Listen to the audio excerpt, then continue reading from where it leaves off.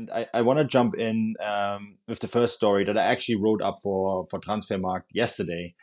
So if you want some more details on this, just check that out there. But that's Edson Alvarez from Ajax. And he is now being linked not just with one Bundesliga side, but two Bundesliga sides. And not just two Bundesliga sides, but the very two Bundesliga sides that are also fighting for the Bundesliga title.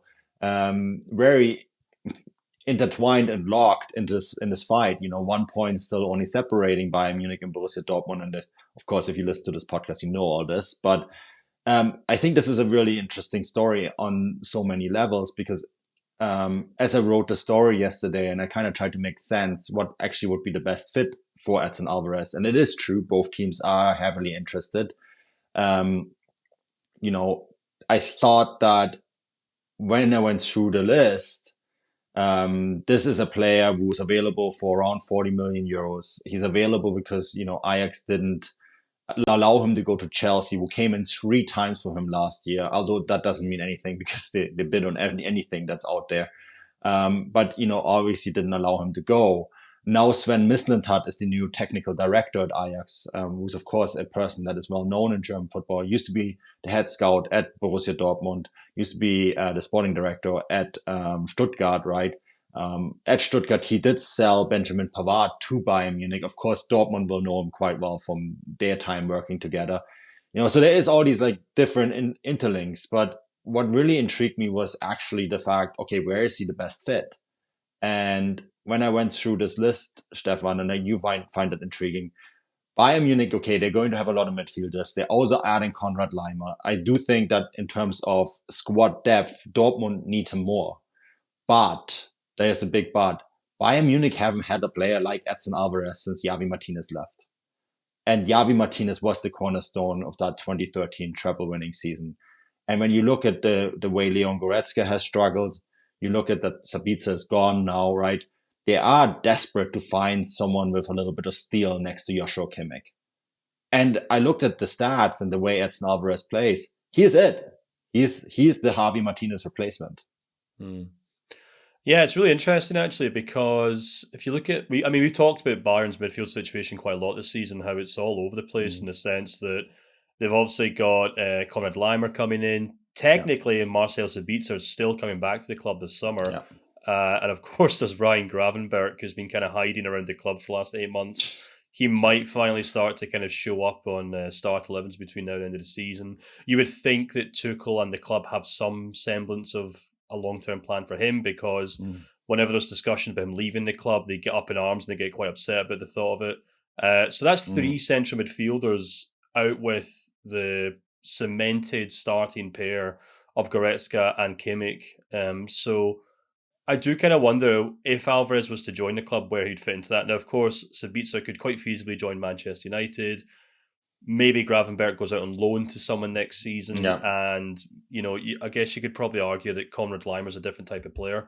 But I just kind of struggle to see where Alvarez kind of fits in alongside Kimmich and Goretzka in terms of a starting player. Unless Tuchel was to really kind of revamp this team and play something more like a 3-4-3 rather, where it has like a really kind of set 3 holding midfielders of sorts. Maybe Kimmich can play further forward, and then Alvarez and Goretzka can play alongside each other. But I can't really foresee Alvarez joining Bayern Munich unless there was some serious discussions there in which someone like Leon Goretzka has been told, look, you've not been cutting the mustard for the last 2 seasons. We're having to sign this guy because you're not doing well enough. And he's here to kind of challenge you for that spot. So, that's just the way the cookie crumbles. The Dortmund thing actually perhaps doesn't make more sense, but it's more intriguing to me for a couple of reasons. Number one, as your Transfermarkt articles stated, they've also got 2 holding midfielders of sorts in Emre Can and Sally Özcan. My only issue with that to an extent in terms of relying on them going forward is, as we've talked about, Chan's developing more and more into this kind of central defender or sweeper. Yeah. And I just don't really think Özcan has kind of lived up, maybe not to the hype, but I think he's struggled to kind of cement himself as a player that can be relied upon, even from the bench, to be honest, for much of the season. So I think this position is one that Dortmund would have to strengthen this season. But the only issue there is the asking price, which I think, as you stated in the article, is about 40 million euros. which is something that I think Dortmund would maybe kind of question, just because, not only are they a club that aren't used to spend that amount of money, but if you also look at the recent signings from the Eredivisie, they are quite hot and cold. Daniel Malen is now flying, he is now scoring goals, but gosh, that took the best part of 2 seasons before he was able to kind of get up to the speed of the Bundesliga, and Dortmund just could not get away with signing a player for 40 million euros in a position like central midfield or holding midfield and hope that he can do the same. Having said that, if Dortmund are now expecting Jude Bellingham to move on this summer and they're expecting to make about 120, 140 million euros from, then signing someone like Alvarez for 40 million, maybe another more attack-minded number 8 for maybe another 30 or 40 million euros, probably makes sense. They've already got, I guess, Julian Brandt's probably the kind of mainstay, I guess, in that kind of midfield. He's probably going to be the playmaker going forward if Bellingham does move on. But instead of looking to sign a like-for-like replacement for Bellingham if he was to leave this summer, signing someone like Alvarez, maybe another young number 8 who can kind of fill in as well, it's probably the sensible thing for Dortmund to do. So, I mean, there's every reason that he could join either of these clubs, but I think a few things have to probably change in both squads before he gets the kind of green light to move to the Bundesliga. Yeah, I think there's these continuous reports that Thomas Tuchel wants a new number 6, right? So that is the fit. And the only big question, and as you highlighted it, is what you're going to do with all these other midfielders, right? And this does sound, it does sound like Tuchel is unhappy with the way the Kimmich-Goretzka midfield has worked out, period, right? But it also sounds like he's not happy with what else is there. So that indicates to me that someone or many players are going to leave. I also find it intriguing that Konrad Laimer still hasn't been announced. This has been, every week we seem to get a report saying that, they're going to announce him, and every week it doesn't happen, right? It's similar to the Nkunku thing, where we assume he's going to Chelsea, but do we actually know, right? So yeah, it's interesting. I think it's really interesting. And as I said, the comparable here is Javi Martinez, and they don't have a Javi Martinez at the moment in their squad.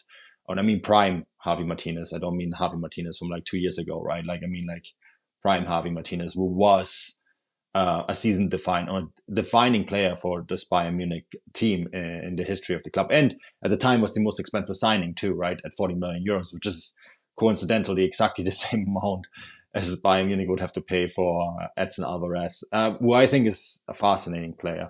The Dortmund thing is, I guess you could claim slightly ahead of Emre Can. But the Jude Bellingham thing is, you would have to bring in a player to replace Bellingham, and he is not it. So, I mean, you're totally right. If you get 120 million euros plus from Real Madrid, who are currently leading the race, then I guess you can strengthen in more than one position, which of course makes this very much intriguing. So I think there's very good arguments for both clubs, and I think Ajax is probably going to love this, Stefan, because all of a sudden, they're like saying, okay, well, Edson, we're going to let you leave in the summer. We're going to accept any proposal, but